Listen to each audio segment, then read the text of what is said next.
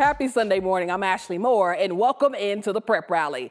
We are here for another edition of State Championship Sundays.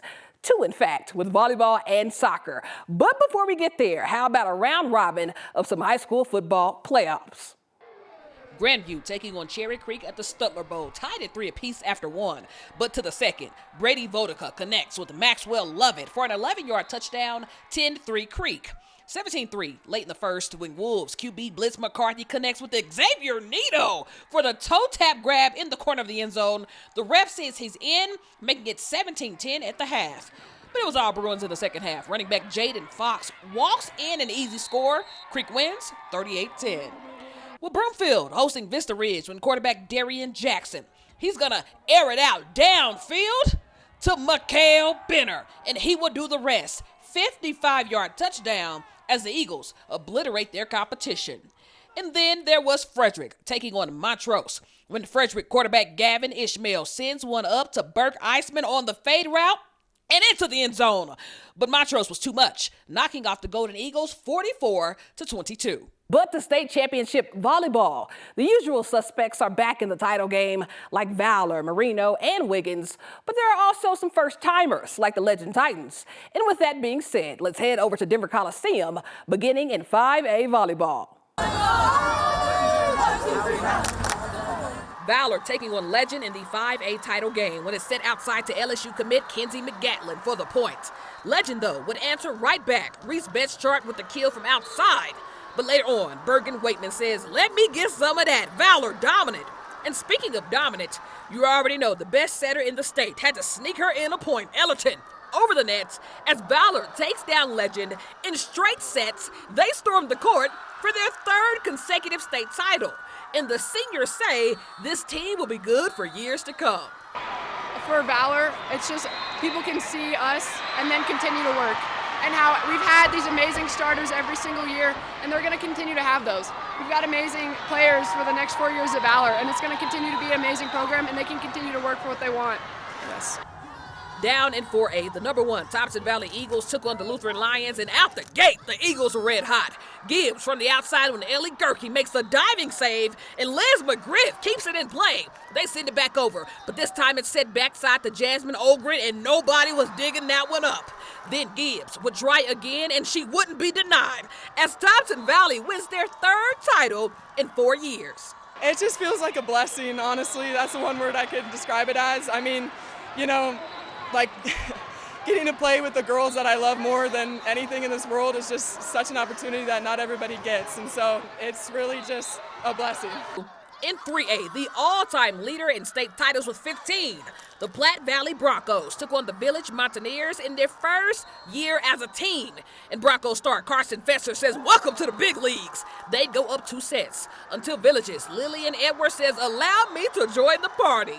And then Stanford commit Erica Sayer lays down the hammer. This one would go 5, and Village would win their first state title in their first year under Chassa. But the 2A, you guessed it, we have another Wiggins and Sedgwick County rematch. Wiggins won it last year, but this ace from Kiana Ignaz would seal the deal for the set, as Sedgwick County would take the match 3-1, getting revenge from last year's game for their third title in 4 seasons. I think it's personal for everybody. I think it's like, oh my gosh, you're playing Wiggins. So I think we just go in there and play our best game. It feels amazing. And in 1A, the 4-time defending state champion Marino Rams took on McClave as the state's assist leader, Brooklyn Sutter, sets up Kaya Peel for the spike. What a hit. But McClave did not come to play. Ashlyn Steinbrunn sends a point over the net, and McClave upsets Marino in 4 sets to win their first ever state title. And then there was soccer down in Colorado Springs, with a few teams adding on to their title count, and another hoisting that trophy for the first time ever. Let's go, let's make this count.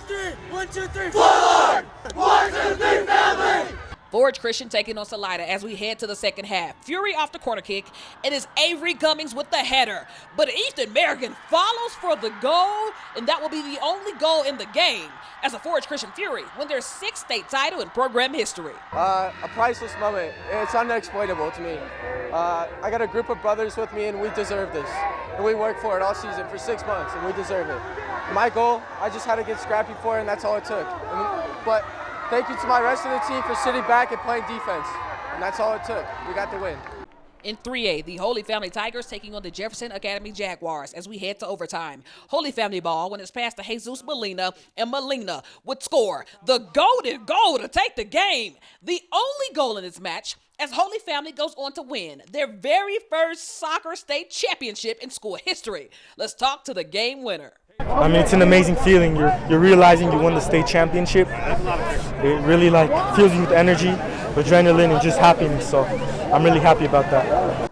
And in 5A, the Cherry Creek Bruins took on the Broomfield Eagles as we head to OT for this one as well. Game tied at 1, Creek ball when it's passed to Cole Warner on the 1v1. Warner gets passed, and voila!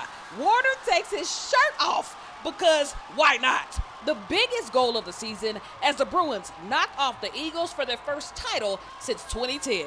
We knew at the start of the year that we were going to win state, and I knew that no number next to our name is going to tell us how good we are or anything like that. So I think that this was our goal from the start, and I'm glad we fulfilled it. Well, it's that time again to announce this week's Honor Roll winner. Every week, we ask you at home to vote for your favorite top play, and this week you delivered over 6,000 total votes, and your winner is Frederick's Tristan Dean, who not only played in the snow, but was lean and mean, bullying his way into the end zone. Shout out to Dean and the entire Frederick community for showing us how true Coloradans suit up and show out in the harshest weather conditions. But before we go, I speak for the entire 9 News family, extending our deepest condolences to the Lowry family. After a years-long battle with cancer, Janet Lowry has sadly passed away. But just 2 weeks ago, in the final regular season game, both the Chatfield and Columbine communities put their rivalries aside to help celebrate the legacy of Janet while she was still living. That's the most important part, that Janet Lowry was able to receive her flowers, seeing just how many lives she touched. Our thoughts and prayers are with head coach Andy Lowry, their children, and that community. As they continue through the playoffs, the motto continues to be Lowry Strong. Well, that's all for me. We'll see you next time right here on the 9 News Prep Rally.